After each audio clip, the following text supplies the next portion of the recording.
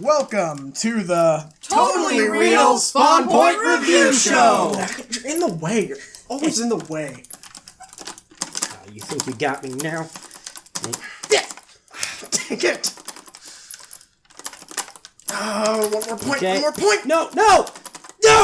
Got it! Down! Damn it.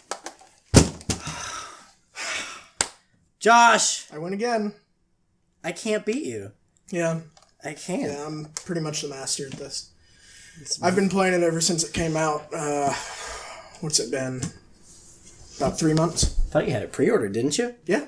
So you got beta access. It's the only reason you're beating me. Yeah, got the discount on Amazon Prime too. They give you a discount if you pre-order now. Whatever, dude. It's not fair. That's pretty cool. It does play really smooth, though. Yeah, I expected it to be a little more intense. I felt like the action was just kind of slow the whole way through. But it builds. It's not... True. I mean, there's other more action-packed games out there, but this one has a nice, slow build. Like, you don't see it get... And all of a sudden it's intense and you're yelling and... Yeah, I can see that. But there was, counterpoint, playing devil's advocate here. There was that one part where the thing just went back and forth and back and forth, and it didn't move at all other than that. That's the point of the game. You can't bash it on its main story. That's what moves the plot along. I mean, I guess. For what little plot there was. I mean, I don't know. It's a video game. You're supposed to forgive things where the plot's a little shallow. Suspend your disbelief. But really, I could have done with a little more backstory. So, about the game. I don't know if we actually said what we were playing. Who made Pong, anyway?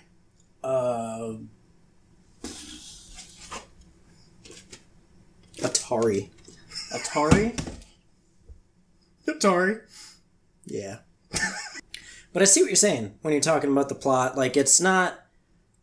It's simple. It is. It doesn't have its head up its ass. It's just a good, simple, straightforward story, and there's something to commend that kind of restraint. It's commendable. There is something to be said for it, but I really wish I knew what the motivation of the paddles was. I mean, why do they care about bouncing the ball back and forth? What's in it for them? What happens if the ball goes past them? I don't know. I mean, are we averting a world crisis? Where's the blue laser into the sky to tell us that bad things are happening? It's a competition. It's based in competitive play, and that has its own personal motivation, is you want to beat the other person. And that's something I think anybody can relate to. It's a relatable story. It's just told in a very simplistic, minimalist way. Very minimalist. Speaking of which, the art style was interesting. I could have done with a little more color. Minimalist. I think they didn't want to bog you down with their own interpretation of the colors and the art, because the art, I'll give that one to you. It lacked a lot that a lot of other games... Two colors. Yes, and if you compare it to other games like the new Uncharted 4 just came out, it's gorgeous and beautiful, and The Last of Us, it's so detailed to every little detail, and it's minimalist. And I think their idea, and it might have been some artsy-fartsy BS, but they might have just been trying to... Everybody brings their own interpretation to it, and they can... Right. It's like how mannequins don't have faces. You can picture yourself, and you can picture it however you want to. I think something that should be brought up here, something we really should discuss, is how a lot of reviewers, have discussed this game in terms of nostalgia.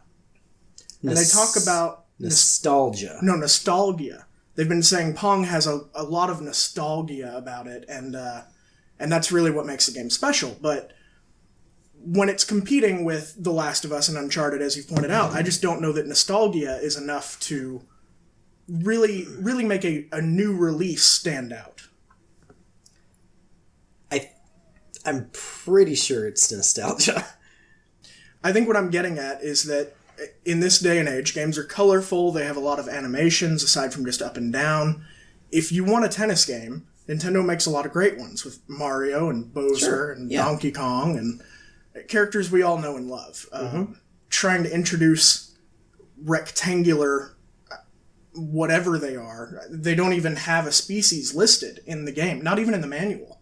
I read the whole manual. There's nothing in there. So, Are you familiar with table tennis? yes, like ping pong, right? Yeah. I've heard of it. You don't use animals to hit the ball. You're using... But something I think, holds the paddles. Right, but I think they're made of wood. Okay. I'm following. I don't think they're made out of animals? So, I understand that. Wooden paddles make sense. But what's holding the paddles? Do they float? Are there ghosts? No. You're holding it in your controller right here. It's the power of your hand. They're not going for the grand big audience like with games like Project City's The Witcher 3. Call of Duty. Yes. No? Is that a joke? No, like AAA games, big games, big impressive games that are I was just using perfect in every way. The Witcher as a specific example. Oh, okay. Because Sorry. it is vastly different from the first two games, and they seem to have modernized it to a point where it was playable in every way. It had a very simple Assassin's Creed-esque battle system. It had the Rockstar games, Red Dead Redemption. They had like a track following thing for your horse, and your horse could do that. And it blended all these different games together to form one very good, competent game. And the idea was to reach all audiences and make it a big seller, which they did. They were very successful. But Pong is going for a smaller, more niche audience. It's going for those that are going to be able to appreciate the minimalism and be able to bring their own story into it. I actually haven't gotten to play The Witcher 3 yet. I'm still working on 100%ing Asteroids, but after I finish that, Witcher 3 is next on my list. Lofty views, dude. Good fucking luck with that. Not a fan of Asteroids? Bullshit. Well, anyway, we're talking about Pong. You're absolutely right. It is a niche audience. I feel the walking simulator crowd will really enjoy this. Yeah. Yeah, and it's going for simpletons like that. Right. I can't tell sometimes if they're simpletons or if they're the really highbrow, well-cultured, artistic type. Sometimes those two... Some of both. Yeah, they tend to blend together. Sometimes I have difficulty differentiating them. But, yeah, I don't know. What would you give a Pong? Gameplay was a little slow for me. Art style lacking in color. Story basically non-existent. I'm sorry. There's just no story there. There's no plot. All of that being the case, maybe a 2 out of 10. I kind of had a good time with it. I mean, if you can pick it up for $1 less on sale or something, have a good time with some friends in the afternoon, then go for it. But don't expect a big game out of this. It's not going to change your life. Right. It's definitely not going to change history. It's not going to set up any new genres.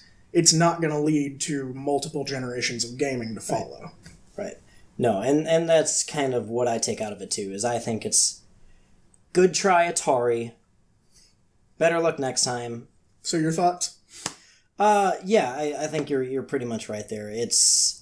Atari's not breaking any new grounds with this. They went for a very specific audience. I think they got that audience, but like you said, don't expect this to make waves in the gaming community. Right. So me personally, I might have to take kind of the pretentious side and say I see its value. I see their intent in making it, and I think they reached that intent. I think they did a great job at taking something as complicated and in-depth as the game of tennis and minimalizing it to the bare-bones skeletal system of tennis. And to that, I give them kudos. So I'm going to say the Atari Pong game, I'll give it a solid 7.5, 8 out of 10. Not for me.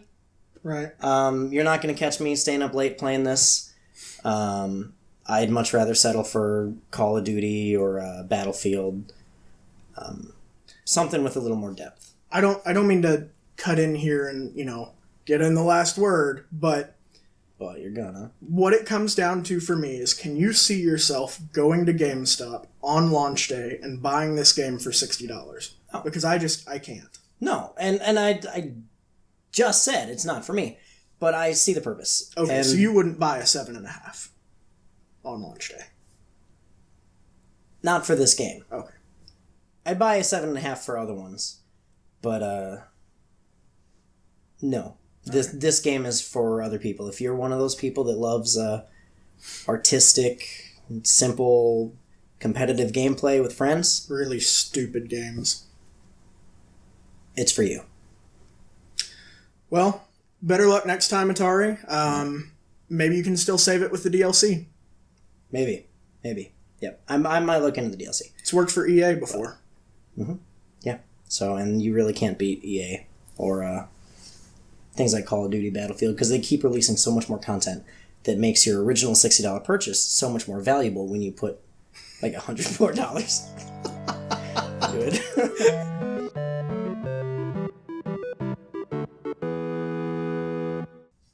Guys, this was released in 1972.